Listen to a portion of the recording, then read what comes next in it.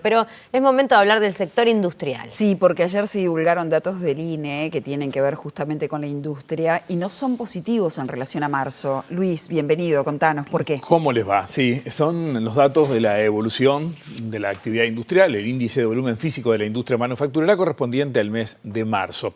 Comparados con el marzo del año anterior y con el trimestre primero de 2023, no son para nada buenos. Y son los primeros números después de una seguidilla de hechos que han sido notorios en la industria y negativos. Por ejemplo, anuncios de cierre de plantas. Los tenemos, varios de ellos. Tenemos también una declaración hecha por parte de la Cámara de Industrias donde alerta acerca de la situación del sector, planteando problemas de competitividad, de escaso avance a nivel de apertura internacional, exterior para el sector, problemas de atraso cambiario, entre otros, y las dificultades con Argentina que aún no se han superado para este sector, la actividad industrial. Pero vayamos en este contexto entonces a conocer los primeros datos. Empecemos por la evolución general.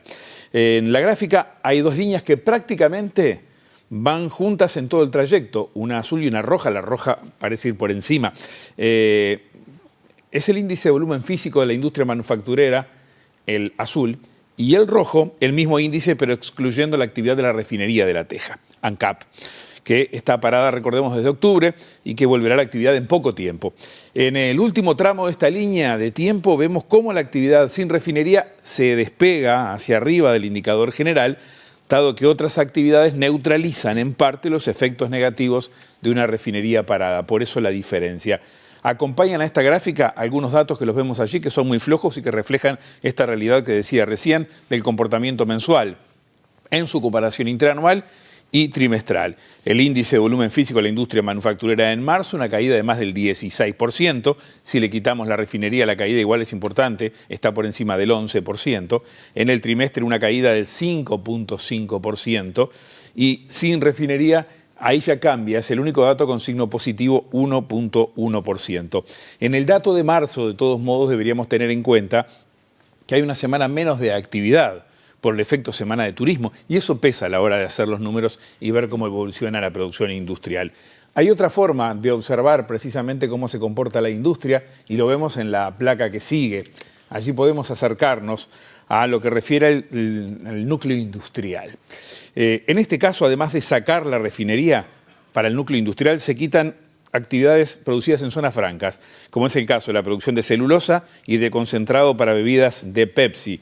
Sin esas ramas industriales, los números que están a la derecha, el núcleo industrial en marzo tuvo una caída interanual de más del 18% y en el trimestre por encima del 6%.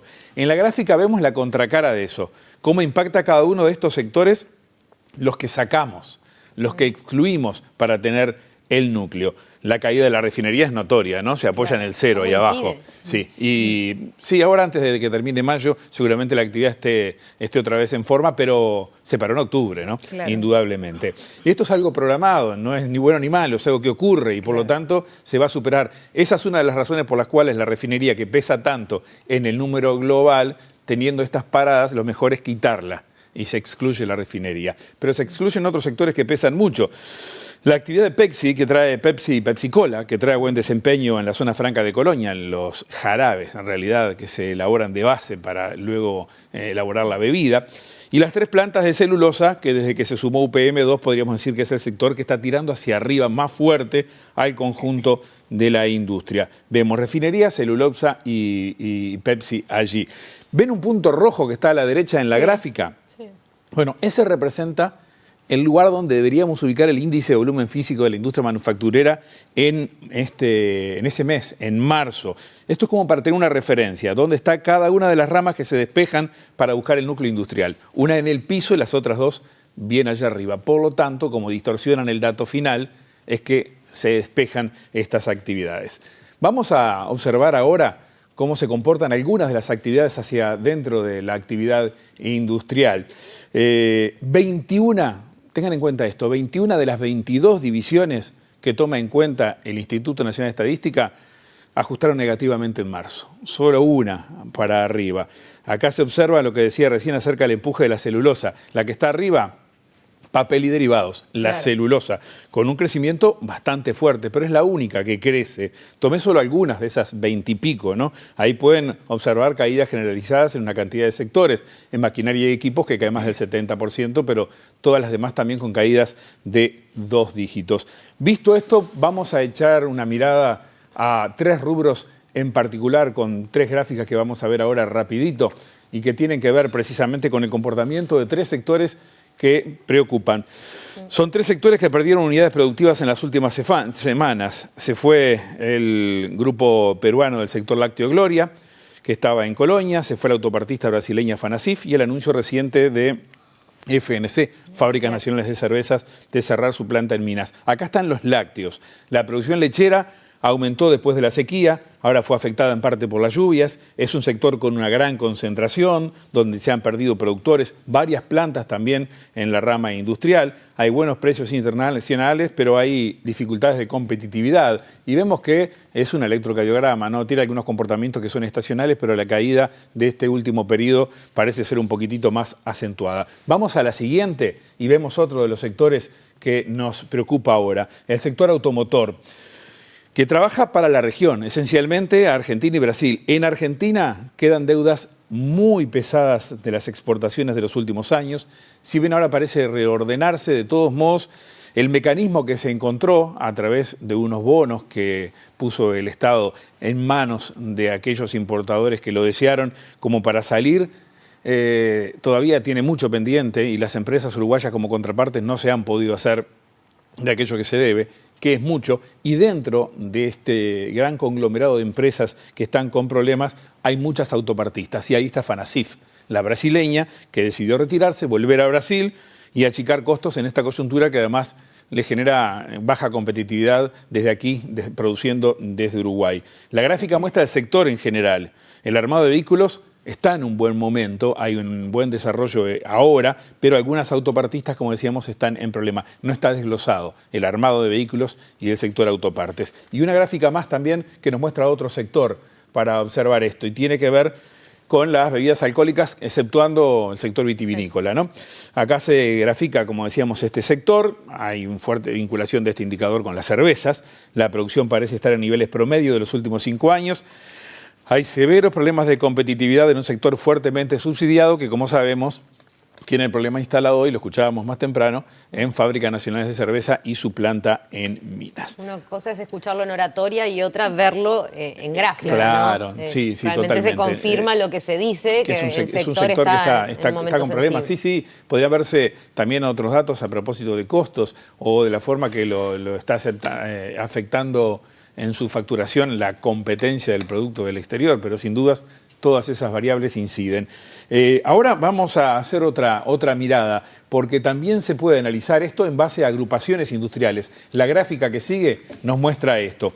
Esto es un trabajo que realiza mensualmente CIMBE, el Centro de Investigaciones Económicas, del que tomé algunos números.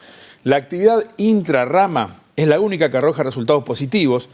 Allí está el sector celulosa, si se excluye la caída es tan fuerte como el resto. Por todos lados vemos que es lo único que está andando fuerte, firme en este momento.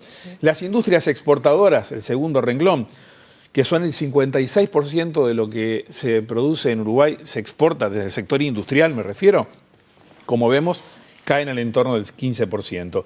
También las consideradas de bajo comercio, que hay acá. Buena parte de la industria alimenticia, por ejemplo, fábrica de pastas, panificadoras, esas son las consideradas de bajo comercio, fíjense la caída.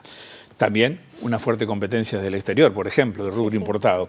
Y la que más cae es en el rubro sustitutivas de importación, difícil para este sector con un dólar bajo, indudablemente. Acá están sectores como productos de tocador, algunos rubros químicos, por ejemplo. Vieron que el círculo, esto da vueltas y llegamos generalmente a las mismas conclusiones, sí, ¿no? Claro. No hay ninguna magia en esto y, en definitiva, dónde están los problemas principales para los sectores. Por último, una gráfica más y vamos a hablar del empleo en el sector industrial. El personal ocupado post pandemia se ha mantenido sin grandes fluctuaciones, pero una cosa es el personal ocupado y otra las horas. El Instituto Nacional de Estadística analiza la evolución del personal ocupado y de las horas trabajadas por separado. Acá están las dos variables, una bastante más estable que la otra, como pueden observar. Las horas trabajadas es mucho más volátil que el personal. Se ha mantenido, como decíamos, sin muchas fluctuaciones después de la pandemia, alguna baja en el último trimestre, pero muy heterogéneo. La mitad de las ramas redujo el personal ocupado. Algunos como prendas de vestir, textiles, el sector de impresión en cifras de dos dígitos, pero la otra mitad va al alza, aunque moderados. Allí está, por ejemplo, el sector farma, los cauchos, los plásticos, también automotores. Es distinta la situación en horas trabajadas que vemos allí, ese sub y baja de la línea roja. La caída es casi generalizada. Todas las ramas excepto 3, de vuelta, celulosa, refinería, que ha tenido que adaptar alguna situación de cara a la reapertura y ha generado más horas de trabajo, y la industria vinculada con el sector informático. El resto, todas están con severos problemas a la hora de la cantidad de horas que se trabajan, o sea, esto a la baja.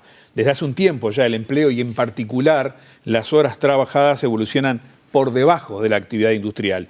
Más producción o la misma producción con la misma cantidad o con menos cantidad de horas, menos trabajo humano en realidad, seguramente con más tecnología. No es un tema menor y al que hay que prestar mucha atención en el sector industrial. Esto a la industrial. larga, lo de que las horas trabajadas disminuya, puede generar que también acarree despido de más puede despido de generar, personal. sí, el personal. Por ahora no se ve en la gráfica. El personal eso. ocupado, que es algo menos flexible, Claro. más o menos se ha mantenido. Las horas, que pueden ser una función variable, fluctúan, pero han ido ajustando generalmente a la baja y en buena parte de las ramas industriales. En muchos de estos sectores lo que ha habido es incorporación de nueva maquinaria y equipos, o sea, automatización. Claro, Por lo tanto, a partir de eso, logrando un nivel de productividad que con menos empleados o con los mismos se incrementa. Esto es algo que es ineludible, que está presente, no que se viene, que ya está, que hay que asumirlo como tal, pero que hay que mirarlo con cuidado en definitiva, porque hay que procurar ver de qué forma se pueden compensar.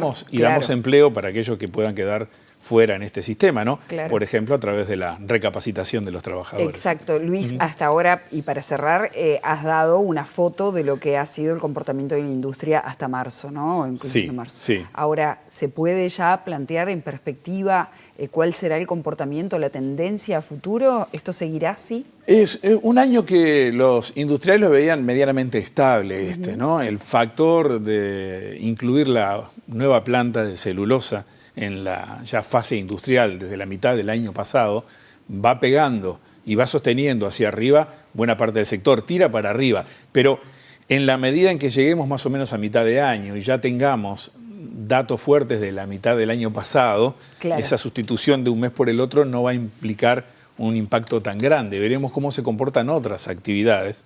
A partir de que se supere Argentina, por ejemplo, tenemos muchos sectores que son cautivos en cuanto a sus colocaciones industriales en el vecino país, y ahí veremos si hay algún sector que pueda compensar precisamente o que cambien algunas eso, otras ¿verdad? variables, como por ejemplo la competitividad en cuanto al dólar, en fin. Claro, competitividad en sí como algo global es bastante más complejo de cambiar en poco tiempo y son muchas las variables, ¿no? Pero sí puede haber, aunque no se vislumbra mucho cambio, alguna situación desde el tipo de cambio, ¿no? Por ejemplo. Veamos qué pasa en el Muy resto del amable, año. gracias Luis. A ustedes.